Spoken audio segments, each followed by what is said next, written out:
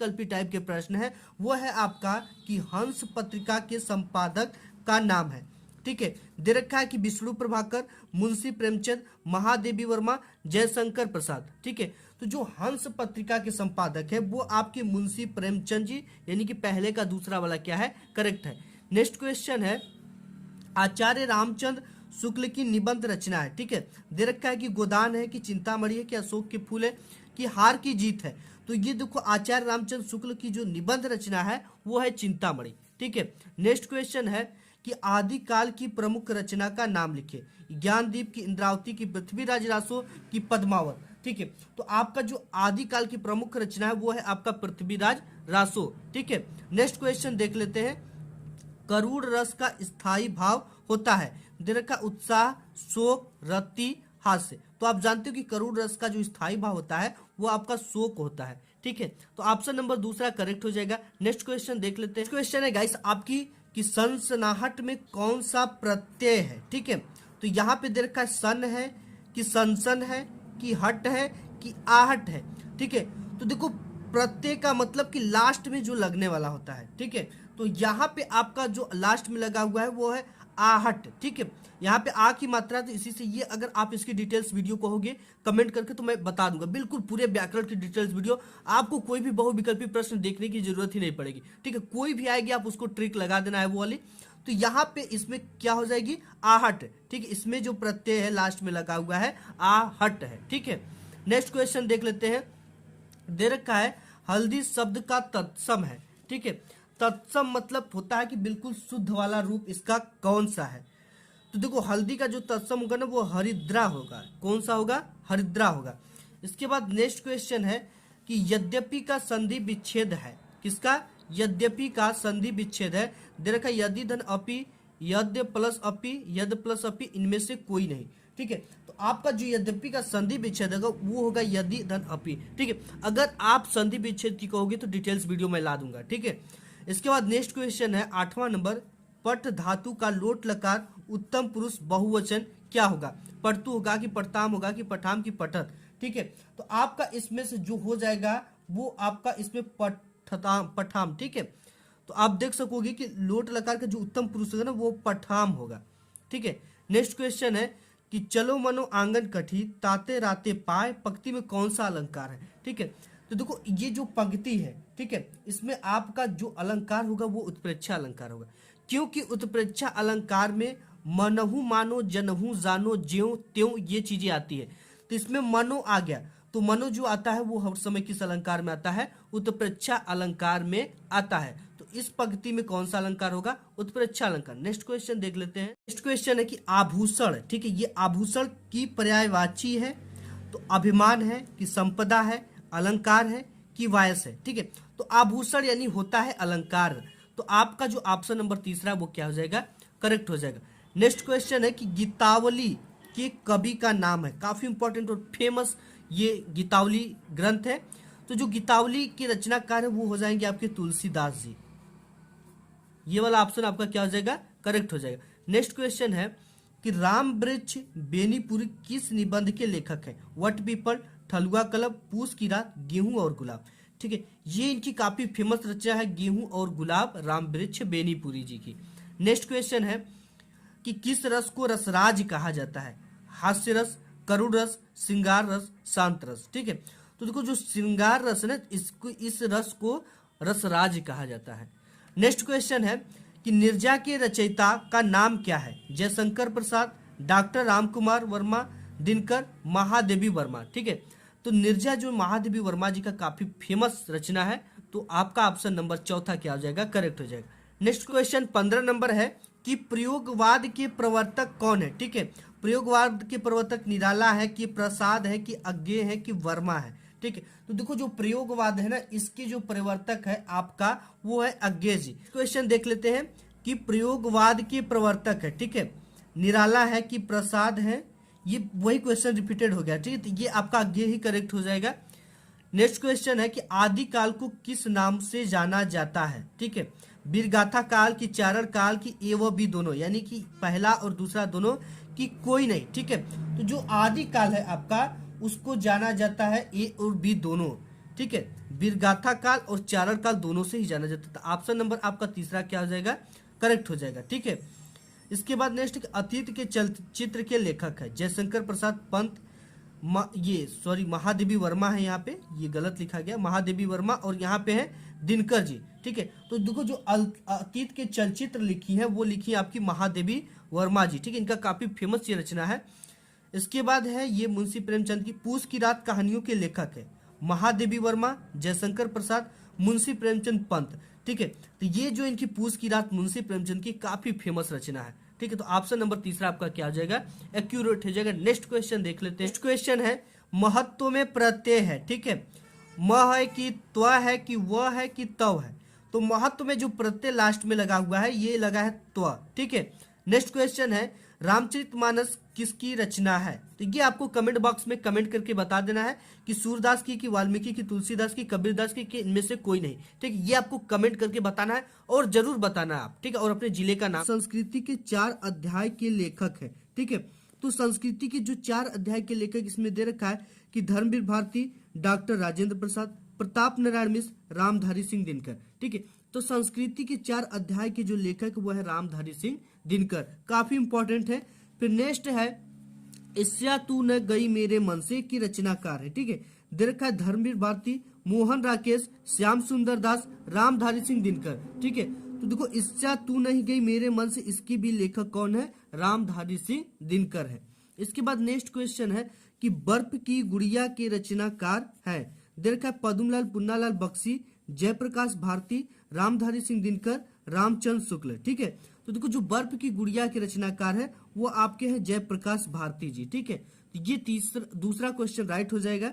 इसके बाद चौथा है कि कुछ बिखरे पन्ने किस विधा की रचना है। ठीक है, तो कुछ बिखरे पन्ने दे रखा कि काव्य संग्रह की है, कहानी संग्रह की है, निबंध संग्रह की है, कि इनमें से कोई नहीं। ठीक है, तो जो कुछ बिखरे पन्ने विधा है वो है आपका निबंध संग्रह। ठीक है, निबंध संग्रह और कुछ बिखरे पन्ने ये किसकी रचना, आपको कमेंट बॉक्स में कमेंट करके बता देनी है। नेक्स्ट क्वेश्चन और इम्पोर्टेंट जो क्वेश्चन है कि रानी केतकी की कहानी की रचनाकार है। ठीक है, दे रखा इंशाअल्लाह खां, मुंशी सदा सुखलाल, लल्लू लाल, इनमें से कोई नहीं। ठीक है, जो रानी केतकी की कहानी के रचनाकार है वो है इंशाअल्लाह खां। नेक्स्ट क्वेश्चन देख लेते हैं। नेक्स्ट है कि श्रृंगार रस मंडन के रचनाकार कौन है, देखा गोकुलनाथ, गोस्वामी विठलनाथ, नाभादास, लल्लूलाल। ठीक है, तो श्रृंगार रस मंडन के रचनाकार जो है वो आपका गोस्वामी विठल नाथ है। नेक्स्ट जो क्वेश्चन है वो देख लेते हैं, है कि खड़ी बोली गद्य की प्रथम रचना है। ठीक है, यानी कि जो खड़ी बोली गद्य की प्रथम रचना कौन सी है, दे रखा है इंदुमती, चंद छंद बर्बन की महिमा, परीक्षा गुरु, नहुस। तो हिंदी खड़ी बोली गद्य की जो प्रथम रचना है वो है चंद छंद बर्बन की महिमा। ठीक है, नेक्स्ट देख लेते हैं। नेक्स्ट क्वेश्चन है कि रस मीमांसा किसकी रचना है। ठीक है, देखा रामधारी सिंह दिनकर, प्रेमचंद, आचार्य रामचंद्र शुक्ल, श्री राम शर्मा। तो रस मीमांसा जो है आपका आचार्य रामचंद्र शुक्ल का काफी फेमस रचना, आप इसको तैयार करके जाना। अब नेक्स्ट है कि लहरों की राजहंस किस विधा की रचना है। ठीक है, ये है आपका देखा निबंध विधा है कि नाटक है कि आलोचना है कि आत्मकथा है। ठीक है, तो ये जो लहरों की राजहंस है वो है आपका नाटक। नेक्स्ट क्वेश्चन देख लेते हैं। क्वेश्चन आपका है कि हिमालय की पुकार किसकी रचना है। ठीक है, देखा है जयप्रकाश भारती, प्रेमचंद, गुलाब राय, विनय मोहन। तो देखो जो हिमालय की पुकार है वो आपकी जयप्रकाश भारती जी की रचना है। नेक्स्ट क्वेश्चन देख लेते हैं। नेक्स्ट है कि बाण भट्ट की आत्मकथा के लेखक हैं, दे रखा है कि रामवृक्ष बेनीपुरी, हजारी प्रसाद द्विवेदी, अज्ञे, प्रेमचंद। ठीक है, तो बाण भट्ट जो आत्मकथा है इसके जो लेखक है आपके आचार्य हजारी प्रसाद द्विवेदी जी है। नेक्स्ट क्वेश्चन देख लेते हैं। नेक्स्ट आपका है कि क्या भूलू क्या याद करूं किस विधा की रचना है, दे रखा है जीवनी है कि आलोचना है कि निबंध है कि आत्मकथा है। ठीक है, तो क्या भूलू क्या याद करूं ये क्या है, आत्मकथा है। नेक्स्ट क्वेश्चन है कि तार सप्तक के संपादक कौन है। ठीक है, दे रखा है निराला है कि महादेवी वर्मा के अज्ञे हैं कि श्याम नारायण पांडे। ठीक है, तो जो तार सप्तक के संपादक है वो आपके कौन है, अज्ञे जी हैं। नेक्स्ट क्वेश्चन देख लेते हैं। नेक्स्ट है कि वैदेही वनवास के रचयिता है, काफी इंपॉर्टेंट क्वेश्चन है, दे रखा है कि शांति प्रिय देवी, अयोध्या सिंह उपाध्याय, रामचरित उपाध्याय, सियाराम शरण गुप्त। ठीक है, तो देखो वैदेही वनवास की जो रचयिता है वो आपके अयोध्या सिंह उपाध्याय हरिऔध जी है। ठीक है, ये दूसरा वाला ऑप्शन आपका क्या हो जाएगा, करेक्ट हो जाएगा। नेक्स्ट क्वेश्चन आपका है कि आहुति सी गिर चढ़ी चिता पर उठी ज्वाला सी में कौन सा अलंकार है। ठीक है, श्लेष अलंकार है कि उत्प्रेक्षा अलंकार है कि उपमा अलंकार है कि रूपक अलंकार। तो गाइस इसमें देखो आहुति सी, ठीक है, सी में एक योजक चिन्ह लगा होता है। जब भी योजक चिन्ह है तो आप समझ जाना कि ये कौन सा अलंकार है, आपका उपमा अलंकार है। नेक्स्ट क्वेश्चन देख लेते हैं, है कि रोला में कितनी मात्राओं पर यति होता है। ठीक है, यति जो आपको 2 पाई होता है उसे यति कहते हैं। तो कितनी मात्राओं पे लगाया जाता है, दे रखा 11 और 13, 13 और 11, 12 और 10, इनमें से कोई नहीं। ठीक है, तो देखो जो रोला में कितनी मात्राओं पे यति होता है, 11 और 13 मात्राओं पे यति होता है। नेक्स्ट क्वेश्चन है, हे खग मृग के मधुकर श्रेणी तुमने देखी सिद्धता मृग नयनी में कौन सा रस है। ठीक है, तो आप देख रहे हो हे, इसमें अच्छा आप इसको समझ लो पहले, ये हास्य रस है, करुण रस है, वीर रस है, इनमें से कोई नहीं। ठीक है, तो अब इसको समझो, हे खग मृग के मधुकर श्रेणी तुमने देखी सीता मृग नयनी। ठीक है, ये जब राम जी कहते हैं मृग से कि हे खग मृग के मधुकर श्रेणी तुमने देखी सीता मृग नयनी, तुमने सीता के मृग नयनी को देखा है, तो इसमें उस समय वो काफी दुखित होकर सीता जी को खोजते हैं और यही बातें बोलते हैं। तो इसमें कौन सा रस होगा, करुण रस होगा। नेक्स्ट क्वेश्चन है कि जेठ का तत्सम होगा। ठीक है, जेठ का जो तत्सम होगा वो क्या होगा, ज्येष्ठ होगा, ज्येष्ठ होगा, जेठ मास होगा, कनिष्ठ होगा। तो जेठ का जो तत्सम होगा वो होगा ज्येष्ठ। ठीक है, इसके बाद है शताब्दी में कौन सा समास है, द्विगु समास है, कर्मधारय समास है, बहुव्रीहि समास है, कर्मधारय समास है। ठीक है, तो देखो जो शताब्दी है ना, शताब्दी मतलब कि 100 वर्षों का समय या 100 वर्षों का समूह, तो ये कौन सा समास हो जाएगा, द्विगु समास। नेक्स्ट आपका क्वेश्चन है कि बादल का पर्यायवाची है। ठीक है, काफी इंपॉर्टेंट है, नीरज, वारिद, पंकज, अंबुज। ठीक है, तो देखो नीरज तो है ही नहीं, पंकज है ही नहीं, अंबुज है ही नहीं, तब क्या होगा, आपका वारिद होगा। ठीक है, वारिद ये किसका पर्यायवाची है, बादल का। नेक्स्ट है कि मध्वरी का संधि विग्रह होगा, यानी मध्वरी का हम संधि विग्रह करेंगे तो क्या बनेगा। ठीक है, तो इसमें दे रखा मधु धन री, मधु धन अरी, म धन धूरी, इनमें से कोई नहीं। ठीक है, तो हमने आपको इसका नियम बताया था, बिल्कुल इसकी ट्रिक बताई थी कि कैसे संधि को पहचाना जाता है। एक वीडियो बनाया, ठीक है, काफी डिटेल्स वीडियो है, आप उसमें जाकर देखोगे। देखो यहाँ पे ये क्या है, आधा ध है और यहाँ पे वो आया है। ठीक है, तो यहाँ पे क्या हो जाएगा, ये ऊ की मात्रा हो जाती है और ये पूरा का पूरा लग जाएगा और ये ऊ की मात्रा हो जाएगी और यहाँ से वो हट जाता है। ठीक है, तो ये आपकी मधु धन अरी बनेगा। इसका मतलब ये वाला ऑप्शन आपका क्या है, करेक्ट है। इसके बाद नेक्स्ट है गुरुआ देश में कौन सी संधि है। ठीक है, यड़ संधि है कि गुण संधि की वृद्धि संधि की दीर्घ संधि। अब आपको ये ध्यान देना है कि आपके 10th में केवल और केवल यड़ संधि पढ़ा जाता है, जिसका सूत्र इको यड़ची होता है, तो आपको एड़ संधि ही पूछेगा। ठीक है, तो एड़ संधि पहला ऑप्शन करेक्ट हो जाएगा। इसके बाद नेक्स्ट है आपका कि नद्याम में किस विभक्ति वचन का रूप है, पंचमी विभक्ति एक वचन, सप्तमी विभक्ति द्विवचन, सप्तमी विभक्ति एक वचन, षष्ठी विभक्ति एक वचन। ठीक है, तो आप नद्याम जानते हो कि कौन सी विभक्ति होगी, सप्तमी विभक्ति होगी और वचन कौन सा होगा, एक वचन। ऑप्शन नंबर आपका तीसरा क्या हो जाएगा, करेक्ट हो जाएगा। ठीक है, नेक्स्ट क्वेश्चन है हसतु शब्द हस धातु के किस लकार का रूप है। दे रखा लट लकार है, लोट लकार है, लंग लकार है, विधिलिंग लकार है। तो ये आपका हसतु आप जानते हो कौन सा लकार है, लोट। एक कथन सही है उसे पहचान कर लिखिए। ठीक है, तो यहाँ पे दे रखा है कि गोदान मुंशी प्रेमचंद का प्रसिद्ध महाकाव्य है, ये गलत है। ठीक है, हजारी प्रसाद द्विवेदी एक ख्याति लब्ध कवि है, गलत है। ठीक है, इसके बाद संस्कृत के 4 अध्याय रामधारी सिंह दिनकर की कृति है। ठीक है, तो ये वाला आपका क्या है, करेक्ट है। इसके बाद ममता कहानी के लेखक जयप्रकाश भारती नहीं, जयशंकर प्रसाद जी है। तो इस तरह से पहला क्वेश्चन आपके बोर्ड पेपर में इसी तरह से पूछेगा। ठीक है, तो ये आपको ध्यान रहेगा तभी आप याद कर लगा पाओगे निश। तो ये संस्कृति के 4 अध्याय रामधारी सिंह दिनकर की क्या है, कृति, ये वाला ऑप्शन क्या हो जाएगा, आपका करेक्ट हो जाएगा।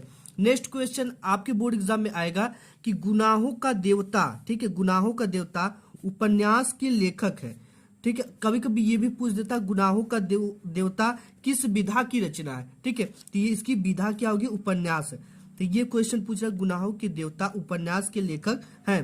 दे रखा है कि धर्मवीर भारती है कि जयप्रकाश जयशंकर प्रसाद है कि अज्ञेय है कि इलाचंद्र जोशी है। ठीक है, तो देखो गुनाहों के देवता जो लिखे आपकी वो धर्मवीर भारती जी का है। ठीक है, नेक्स्ट जो क्वेश्चन है नेक्स्ट है कि अंजलि काव्य के रचयिता कौन है? ठीक है, अंजलि काव्य के रचयिता दे रखा वियोगी हरि, राम कुमार वर्मा, विष्णु प्रभाकर, राम नरेश त्रिपाठी। ठीक है, तो अंजलि काव्य के जो रचयिता वो आपके राम कुमार वर्मा जी है। नेक्स्ट क्वेश्चन आपका है जन्मेजय का नागयज्ञ, ठीक है, किस विधा की रचना है? जन्मेजय का नागयज्ञ किस विधा की रचना है? नाटक है, कहानी है कि आत्मकथा है कि रिपोर्टाज है? ठीक है, जन्मेजय का नागयज्ञ जो है वो नाटक है और इसको किस लेखक ने लिखा है ये आपको कमेंट बॉक्स में कमेंट करके जरूर बताना है। ठीक, कहीं से भी खोज कर बताना है। इसके बाद नेक्स्ट क्वेश्चन है कि ठूठा आम किसकी रचना है? ठीक है, काफी इंपॉर्टेंट है। दे रखा है कि भगवत शरण उपाध्याय, रामधारी सिंह दिनकर, हजारी प्रसाद द्विवेदी, महावीर प्रसाद द्विवेदी। ठीक है, यहाँ पे जो ठूठा आम है इसकी जो रचना किया है वो भगवत शरण उपाध्याय जी ने किया, यानी ऑप्शन नंबर आपका पहला क्या हो जाएगा? करेक्ट हो जाएगा। ठीक है, नेक्स्ट क्वेश्चन है नासिकेतोपाख्यान के लेखक है? दे रखा है लल्लू लाल, गोकुलनाथ जी, सदल मिश्र, सदा सुखलाल। ठीक है, तो आपका जो नासिकेतोपाख्यान है इसके लेखक आपका सदल मिश्र जी हैं। नेक्स्ट क्वेश्चन देख लेते हैं, उसने कहा था किस विधा की रचना है? उपन्यास है, यात्रा वृत्त है, कहानी है कि आलोचना है? ठीक है, उसने कहा था एक क्या है? कहानी है। ऑप्शन नंबर तीसरा आपका क्या हो जाएगा? करेक्ट हो जाएगा।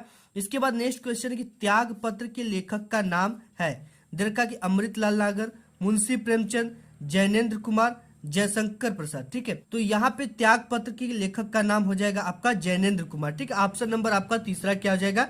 करेक्ट हो जाएगा। नेक्स्ट क्वेश्चन है कि अतीत के चलचित्र किस विधा की रचना है? ठीक है, दीर्घ काव्य, नाटक की आत्मकथा की रेखा चित्र?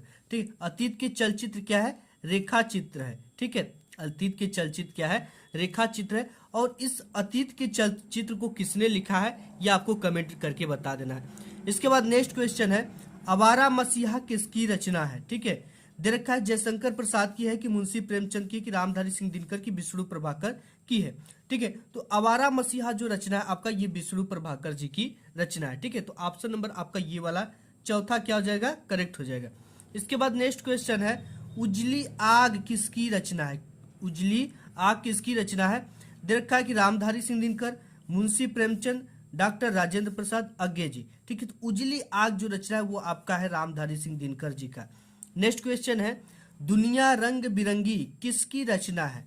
देखा हरिवंश राय बच्चन, जयप्रकाश भारती, अमृत राय, डॉक्टर राम कुमार वर्मा। देखो दुनिया रंग बिरंगी आपके लिखे ये जयप्रकाश भारती जी। ठीक है, तो आपका ये वाला ऑप्शन क्या हो जाएगा? दूसरा करेक्ट हो जाएगा। इसके बाद नेक्स्ट क्वेश्चन और इम्पोर्टेंट है काफी, पंचपात्र निबंध संग्रह है किसका? प्रेमचंद जी का है, जयप्रकाश भारती का, वियोगी हरि, पद्मलाल पुन्नालाल बख्शी। ठीक है, तो देखो जो पंचपात्र निबंध संग्रह ये पद्मलाल पुन्नालाल बख्शी का, यानी ऑप्शन नंबर चौथा आपका क्या हो जाएगा? करेक्ट हो जाएगा। नेक्स्ट क्वेश्चन आपका है कि मेरे कॉलेज डायरी के लेखक है? ठीक है, तो आप लोग अपने कॉलेज के समय डायरी बनाए हो कि नहीं बनाए हो? बनाना जरूरी। ठीक है, मेरे कॉलेज डायरी के जो लेखक है वो दे रखा है डॉक्टर भगवत स्वरूप उपाध्याय, अज्ञे जी, डॉक्टर धीरेन्द्र वर्मा या डॉक्टर राम कुमार वर्मा। तो ये जो है आपका डॉक्टर धीरेन्द्र कुमार वर्मा मेरे कॉलेज डायरी के लेखक हैं। नेक्स्ट क्वेश्चन है कामायनी महाकाव्य के रचयिता है? ये तो आप जानते होंगे इसको उत्तर। ठीक है, सुमित्रा नंदन पंत, निराला, जयशंकर प्रसाद, धर्मवीर भारती। तो ये है आपके जयशंकर प्रसाद जी महाकाव्य, ये कामयानी महाकाव्य के रचयिता। नेक्स्ट क्वेश्चन है कला और बूढ़ा चांद के रचनाकार हैं? देखा है जयशंकर प्रसाद, गिरजा कुमार माथुर, हरिवंश राय बच्चन, सुमित्रा नंदन पंत। ठीक है, तो कला और बूढ़ा चांद के रचयिता जो है सुमित्रा नंदन पंत जी हैं। नेक्स्ट क्वेश्चन है कि पृथ्वीराज रासो के लेखक है? देखा है जगनीक है, चंद्र बरदाई है, पद्माकर है, शिवमंगल सिंह सुमन है। ठीक है, तो इसकी जो रचनाकार है पृथ्वीराज रासो की वो है चंद्र बरदाई। काफी इंपॉर्टेंट ये रचना है। फिर नेक्स्ट क्वेश्चन है कि शोक विकल सब रोही रानी, रूपशील बल तेज बखानी में कौन सा रस है? ठीक है, तो आप यहाँ पे देख सकते हो शोक किया जा रहा है और यहाँ पे रोना धोना मचा हुआ है। ठीक है, तो इसमें जो अलंकार होगा वो कौन सा होगा? देखा भयानक रस, करुण रस, विभत्स रस, भयानक रस। ठीक है, तो ये आपका जब भी होगा करुण रस होगा। ठीक है, क्योंकि इसमें शोक है जो कि इस करुण का स्थायी भाव है और रोआ जा रहा है, इसमें दुख व्यक्त किया जा रहा है, अर्थात ये जो भी होगा तब आपका क्या होगा?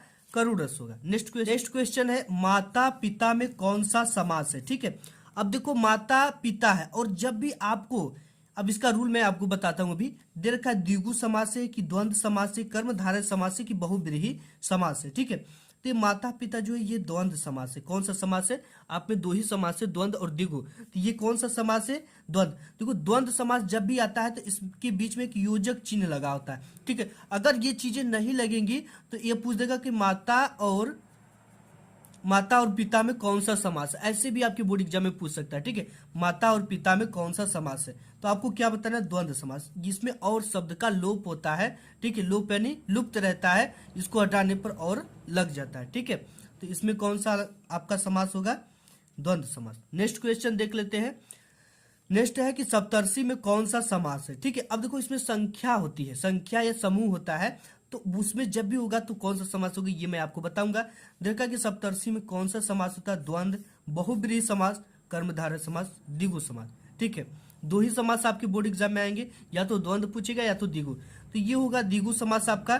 देखो सप्तर्षि का मतलब हो गया 7 ऋषियों का समूह। सप्त यानी 7, ऋषि मतलब ऋषियों का समूह। ठीक है, इसमें देखो संख्या समूह आता है, इसमें जरूर रहेगा। ठीक, जैसे नवरत्न हो गया, नवरत्नों का समूह। ठीक है, चौराहा हो गया, 4 राहों का समूह। अब देखो ये क्या है? देखा कि कपूर का तत्सम होगा। ठीक है, तत्सम होगा मतलब शुद्ध रूप होगा। देखा कोपार होगा, कोसकार होगा, कि कर्पूर होगा, कि कपूर होगा। ठीक है, तो कपूर का जो तत्सम होगा वो आपका कर्पूर होगा। नेक्स्ट क्वेश्चन देख लेते हैं। नेक्स्ट है आंख का पर्यायवाची है। ठीक है, दे रखा चक्षु, नयन, नेत्र, इनमें से सभी। ठीक है, तो ये सभी किसके पर्यायवाची है? नेत्र, नयन, चक्षु, आंख के पर्यायवाची, तो इसमें से सभी करेक्ट हो जाएगा। नेक्स्ट क्वेश्चन आपका दे रखा 23 नंबर, इत्यादि में कौन सी संधि है? ठीक है, अब देखो आप में केवल आप यड़ संधि पढ़े हो। ठीक है, 10th में केवल यड़ संधि पढ़े हो। इत्यादि में दे रखा दीर्घ संधि, की यड़ संधि, की गुण संधि, की वृद्धि संधि, तो इसमें यड़ संधि हो जाएगा।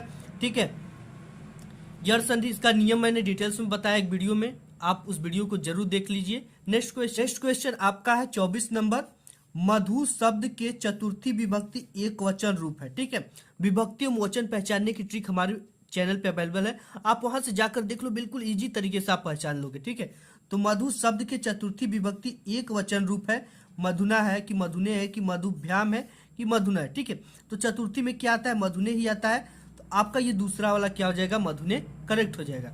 फिर नेक्स्ट क्वेश्चन आपके बोर्ड एग्जाम में पूछेगा, असम हस धातु की किस लकार का रूप है? ठीक है, दे रखा लंग लकार, लट लकार, लोट लकार, लिट लकार। ठीक है, तो ये लंग लकार का रूप है। नेक्स्ट वो दे रखा कि चिंतामणि निबंध संग्रह है। ठीक है, किसका है? महावीर प्रसाद द्विवेदी, रामचंद्र शुक्ल, यशपाल, जैनेन्द्र कुमार। ठीक है, तो जो चिंतामणि है वो आपका आचार्य रामचंद्र शुक्ल का एक निबंध संग्रह है। ठीक है, नेक्स्ट क्वेश्चन देख लेते हैं। नेक्स्ट है कि कलम का सिपाही की रचना किसने की है? दे रखा है वृंदावन लाल वर्मा, अमृत राय, प्रेमचंद्र, इनमें से कोई नहीं। ठीक है, तो ये सबसे प्रसिद्ध रचना है, ये आपका किए हैं अमृत राय जी ने। ठीक है, ये आपका दूसरा करेक्ट हो जाएगा। इसके बाद तीसरा क्वेश्चन है कि मुंशी प्रेमचंद द्वारा संपादित पत्रिकाएं हैं मर्यादा और हंस, छाया और प्रभा, सुधा और हंस, सरस्वती। ठीक है, तो मुंशी प्रेमचंद जी द्वारा जो संपादित पत्रिका वो मर्यादा और हंस है। नेक्स्ट क्वेश्चन है परीक्षा गुरु के लेखक हैं। ठीक है, इंशाअल्लाह खां, लाला श्रीनिवास दास, प्रेमचंद, सदा सुखलाल। तो परीक्षा गुरु के जो लेखक है वो है आपके लाला श्रीनिवास दास जी। नेक्स्ट क्वेश्चन देख ले। नेक्स्ट क्वेश्चन है कि हिंदी का प्रथम नाटक माना जाता है हरिश्चंद्र, नहुस, चंद्रगुप्त, इनमें से कोई नहीं। ठीक है, तो हिंदी का जो प्रथम नाटक माना जाता है वो नहुस को माना जाता है। नेक्स्ट क्वेश्चन है कि एकांकी सम्राट कहा जाता है किसको? सेठ गोविंद दास को, राम कुमार वर्मा को, हरिकृष्ण प्रेमी को, मोहन राकेश को। ठीक है, तो ये किसको कहा जाता है? राम कुमार वर्मा को एकांकी सम्राट कहा जाता है। नेक्स्ट क्वेश्चन है कि अर्धनारीश्वर के रचयिता कौन है? सुमित्रा नंदन पंत, रामधारी सिंह दिनकर, तुलसीदास, मैथिली शरण गुप्त। ठीक है, तो अर्धनारीश्वर की जो रचनाकार है वो आपके हैं रामधारी सिंह दिनकर। नेक्स्ट है क्वेश्चन 8वां नंबर की आधुनिक काल की कविता की विशेषता नहीं है सहज भाव के प्रति सजगता, स्वदेश प्रेम की भावना, नारी के प्रति परिवर्तित दृष्टिकोण। ठीक है, युद्धों का सजीव वर्णन। ठीक, ये सब जो चीजें हैं, ठीक है, ये क्या है? आधुनिक काल की विशेषता। लेकिन ये जो चौथा है ये आधुनिक काल की विशेषता नहीं है।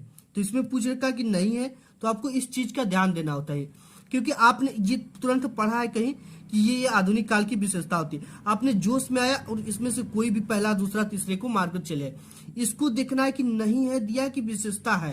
तो इसमें नहीं दिया तो युद्धों का सजीव वर्णन जो है ये आधुनिक काल की विशेषता नहीं है।